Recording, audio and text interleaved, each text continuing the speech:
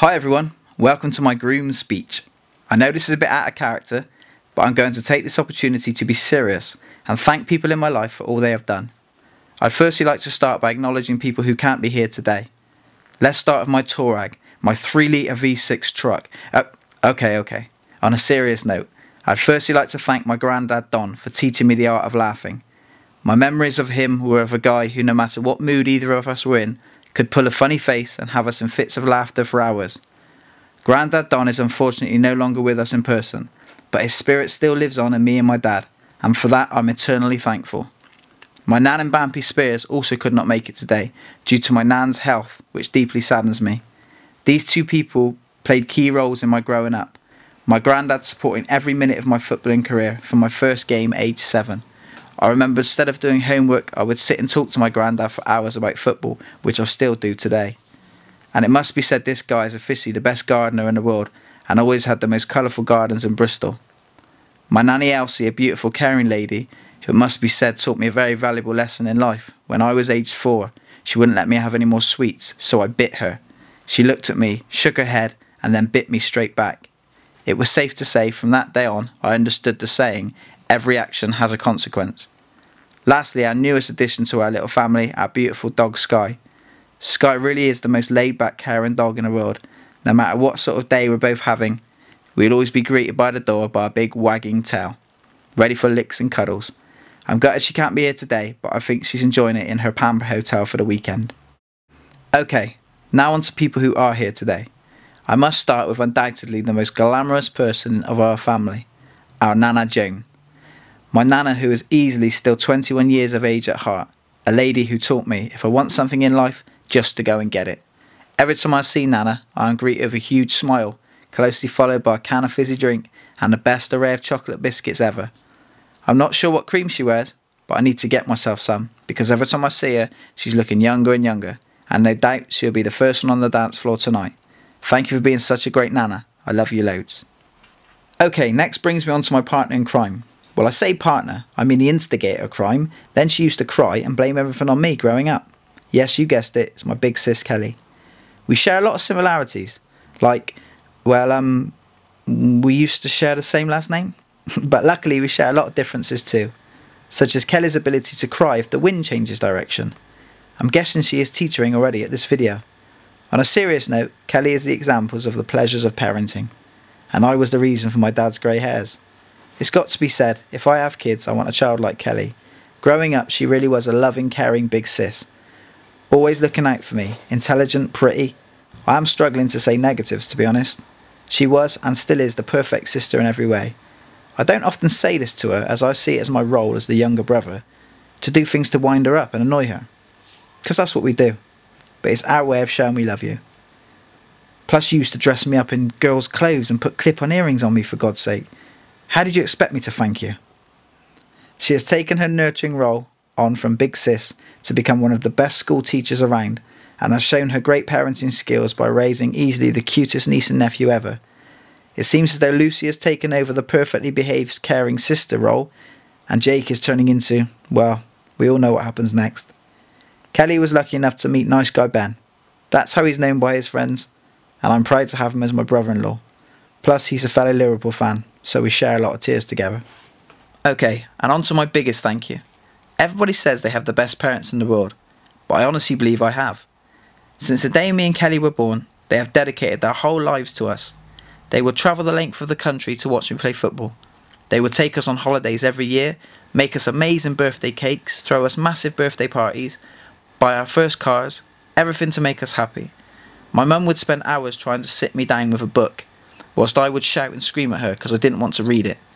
She would stay up with me till I fell asleep when I was scared of the dark. This went on for about 18 years. Nowadays I find it hard staying awake for more than 5 hours at a time. My mum has the patience of a saint and never puts her own feelings first. Again, I never show this as I take my role as problem son very seriously. I have read the manual over and over, and it says, and I quote, "Always cause havoc and in no circumstances show loving affection in public." My mum really is the most amazing person ever. She has taught me more things in life than I could ever learn from a book, and for that I will never be able to put into words how thankful I am. I bloody love you, Mum. When I was growing up, I thought my role models were George Best, Paul Gascoigne and Rod Stewart, as I thought they had everything. But now as I'm older I realised I only ever had one true role model, and that was my dad. All I ever wanted to do was impress him. He loved fast cars and blamed the birth of me on having to buy a sensible family car. Every kid would be jealous in my school, as my dad would come in and build toys and life-size rockets for my school plays. He would finish a night shift, yet still have enough energy to come outside and play football with me.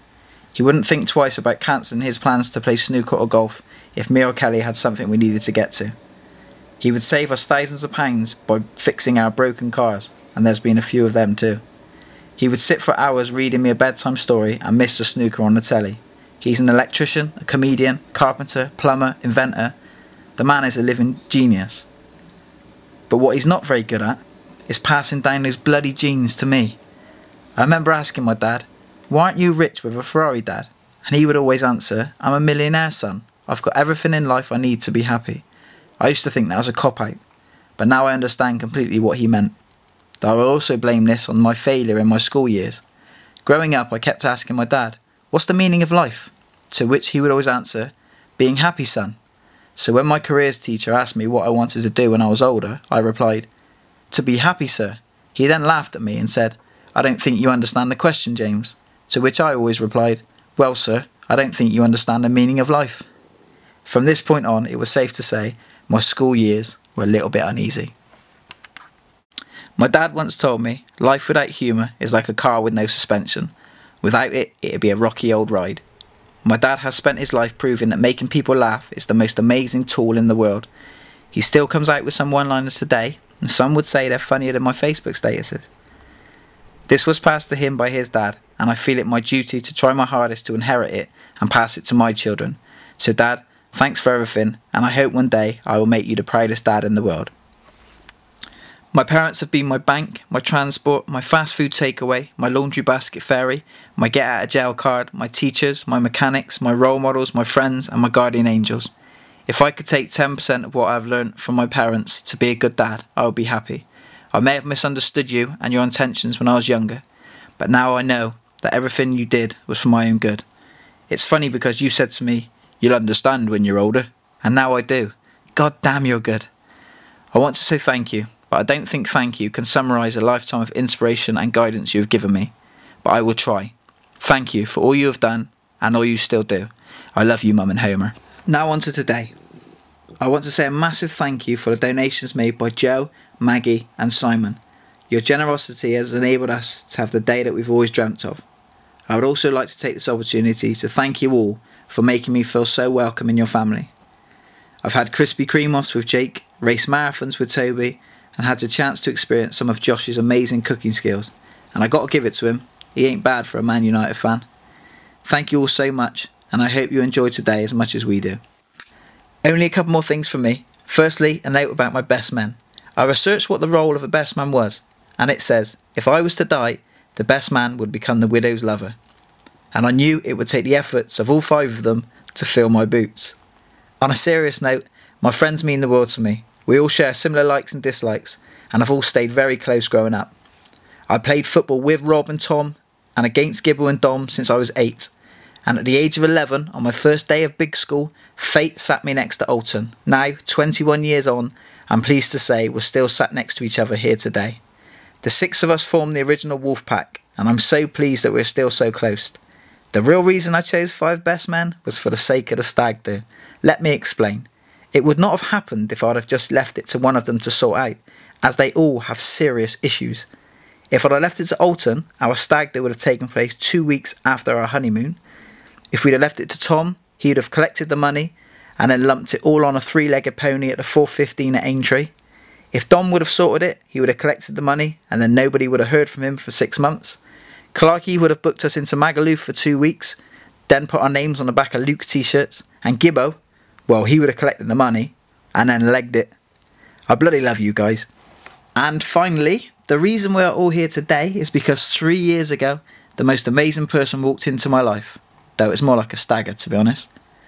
It's funny, when people ask what love is, the most common response is, you'll just know, and never a truer word spoken, because for the first time in my life I've met somebody I want to be around 24 hours a day.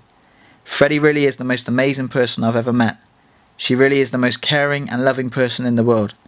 I have never met somebody so beautiful who is even more beautiful inside. I will never be able to show you how happy you make me and how you make my life complete. You see the good in everybody and have a smile which makes everything seem okay. I don't care where I live or what I do. As long as I'm next to you, I'll always be happy.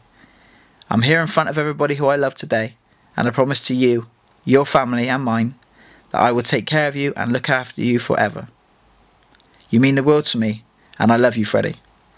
I felt the urge to show you how important you are in so many people's lives. So when you're on a flight or lonely in a country, you'll always have the next 5 minutes of DVD. What everybody's been looking forward to. Cue the music.